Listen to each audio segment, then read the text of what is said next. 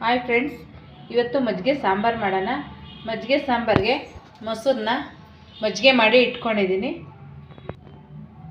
ಈಗ ಸಾಂಬಾರಿಗೆ ಖಾರ ರುಬ್ಕೊಳ್ಳೋಕ್ಕೆ ಸ್ವಲ್ಪ ಮೆಂತ್ಯ,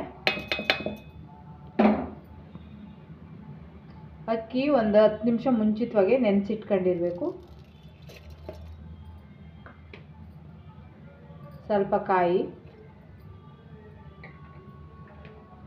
ಬೆಳ್ಳುಳ್ಳಿ,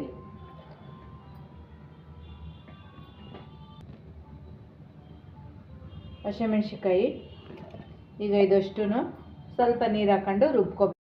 ಈಗ ಸಾಂಬಾರಿಗೆ ಒಗ್ಗರಣೆ ಮಾಡ್ಕೊಳ್ಳೋಣ. ಒಗ್ಗರಣೆಗೆ ಸ್ವಲ್ಪ ಆಯಿಲ್ ಹಾಕ್ಕೊತಾ ಇದ್ದೀನಿ. ಸ್ವಲ್ಪ ಸಾಸಿವೆ, ಈರುಳ್ಳಿ,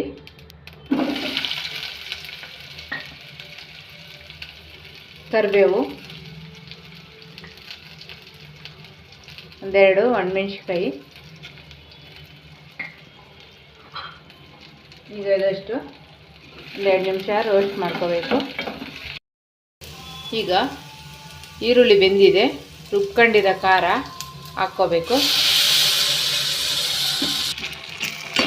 ಈಗ ಖಾರ ಎಲ್ಲ ಹಸಿ ಘಮ ಹೋಗೋವರೆಗೂ ರೋಸ್ಟ್ ಮಾಡ್ಕೋಬೇಕು. ಬೇಗ ಚೌಟ ಆಡಿಸ್ಕೊಬೇಕು, ಇಲ್ಲಾಂದರೆ ಸೀದೋಗುತ್ತೆ. ಅಕ್ಕಿ ಹಾಕಿರ್ತೀವಲ್ಲ ಅದಕ್ಕೆ. 1-2 ನಿಮಿಷ ರೋಸ್ಟ್ ಆಗಲಿ ಇದು.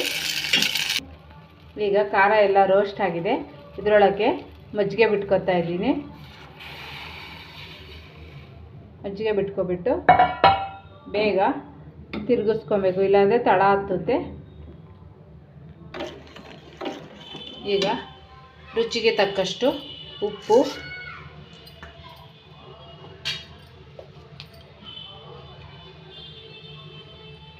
ಅರಿಶಿನ, ಸ್ವಲ್ಪ ಕೊತ್ತಂಬರಿ ಸೊಪ್ಪು ಹಾಕ್ಬಿಟ್ಟು ತಿರುಗಿಸ್ಕೊಬೇಕು. ಆದರೆ ಇದು ಸ್ವಲ್ಪ ತಿರುಗಿಸ್ತಾನೇ ಇರಬೇಕು, ಇಲ್ಲಾಂದರೆ ಒಡೆದೋಗುತ್ತೆ ಸಾಂಬಾರು, ಮಜ್ಜಿಗೆ ಸಾಂಬಾರು. ಹಂಗಾಗಿ ಚೆನ್ನಾಗಿ ಕುದಿಯೋವರೆಗೂ ಚೌಟಲ್ಲಿ ತಿರುಗಿಸ್ಕೊತಾನೇ ಇರಬೇಕು. 10 ನಿಮಿಷ ಸಾಂಬಾರು ಕುದಿಯೋಕ್ಕೆ ಬಿಟ್ಟಿದೆ.